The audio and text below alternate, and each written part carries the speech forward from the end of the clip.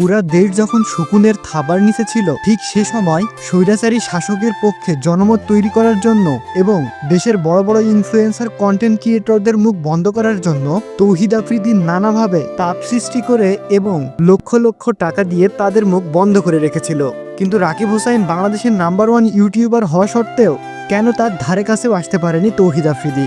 আপনারা জানলে অবাক হবেন রাকিব হুসাইন কি এমন করেছিল যেটির কারণে তৌহিদ আফ্রিদি রাকিব হুসাইনের কাছে কোনো পাত্তাই পাননি। তাহলে চলুন আর দেরি না করে জেনে আসা যাক।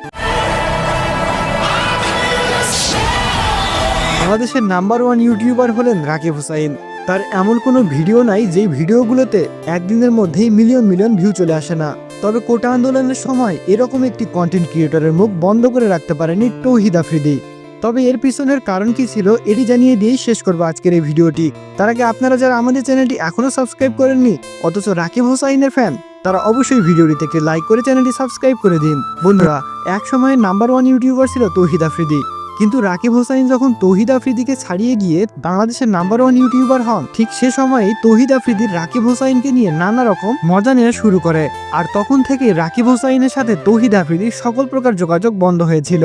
আর রাকিব হুসাইন কখনো এসব বিতর্কিত বিষয় নিয়ে কথা বলেন না।